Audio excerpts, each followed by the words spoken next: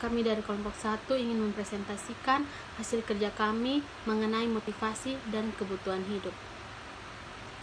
Motivasi sama dengan dorongan. Motivasi merupakan sebuah dorongan yang muncul karena adanya kebutuhan yang dirasakan oleh konsumen. Definisi motivasi. Menurut Skisman dan Kanuk, faktor pendorong dalam diri individu yang mendorong mereka untuk bertindak. Faktor pendorong adalah hasil dari ketidaknyamanan yang muncul akibat adanya kebutuhan yang tidak terpenuhi. Menurut Solomon adalah proses yang menyebabkan orang-orang berperilaku sebagaimana tindakannya akibat adanya kebutuhan yang timbul pada konsumen yang ingin dipenuhi. Ketika kebutuhan tergerak, ketidaknyamanan muncul mendorong konsumen berupaya mengurangi atau menghilangkan kebutuhannya.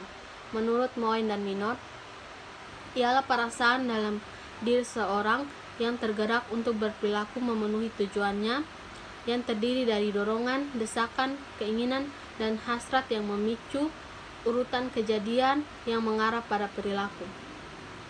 Motivasi muncul karena adanya kebutuhan yang dirasakan oleh konsumen. Kebutuhan muncul karena adanya ketidaknyamanan yang seharusnya sesungguhnya dirasakan. Motivasi adalah kebutuhan yang dirasakan yang mendorong seseorang untuk memenuhi kebutuhannya tersebut.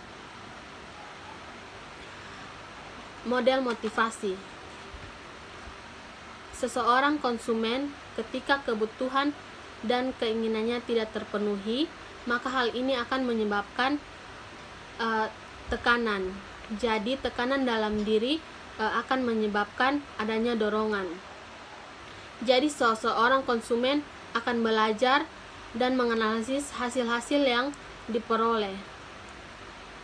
Jadi dari hasil analisis tersebut akan mempengaruhi perilaku konsumen untuk memenuhi tujuan kebutuhannya. Jadi, di saat kebutuhannya sudah terpenuhi, maka tekanan dari diri seseorang konsumen pun akan berkurang.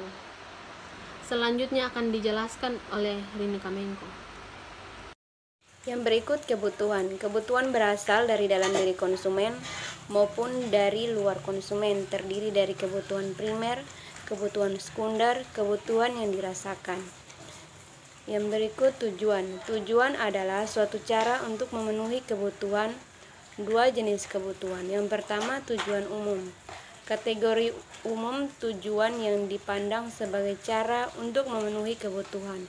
Contohnya keinginan membeli rumah dan membeli bedak. Yang kedua, tujuan produk khusus. Produk atau jasa dengan merek tertentu yang dipilih oleh konsumen sebagai tujuannya.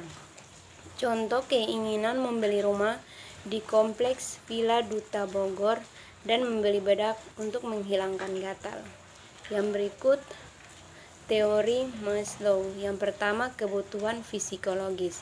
Kebutuhan ini adalah kebutuhan dasar manusia, yaitu kebutuhan tubuh manusia untuk mempertahankan hidup.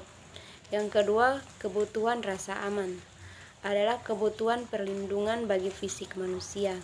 Yang ketiga, kebutuhan sosial berdasar kepada perlunya manusia berhubungan satu sama lain.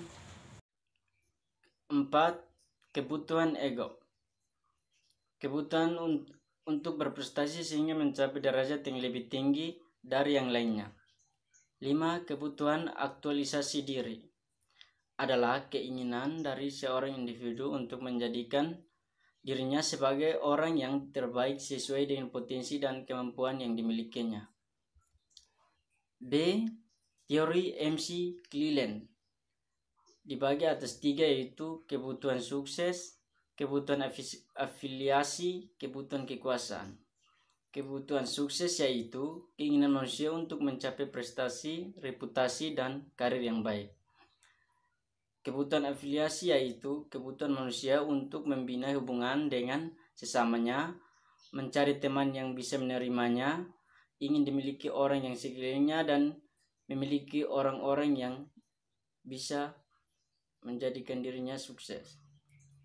Kebutuhan kekuasaan yaitu keinginan seseorang untuk bisa mengontrol lingkungannya, termaksud mempengaruhi orang-orang sekelilingnya. motivasi, strategi pemasaran dibagi atas dua, yaitu segmentasi. Segmentasi juga dibagi lagi menjadi dua, yaitu yang pertama, dasar melakukan segmentasi pasar teori motivasi Maslow. Yang kedua, produk atau jasa yang dipasarkan bisa diserahkan untuk target pasar berdasarkan tingkat kebutuhan konsumen. Yang kedua, positioning. Positioning juga dibagi hanya satu saja, yaitu merupakan citra produk atau jasa yang ingin dilihat konsumen. Konsumennya adalah persepsi konsumen. Yang berikutnya, pengukuran motivasi dan kebutuhan riset konsumen dan riset. Dibagi juga atas tiga, yaitu yang pertama, penelitian melakukannya survei terhadap konsumen untuk mengungkapkan motivasi dan kebutuhan konsumen. Yang kedua, kebutuhan dan motivasi konsumen diukur dengan instrumen kuesioner. Yang ketiga disebut juga metode pelaporan diri atau self report. Sekian dan terima kasih.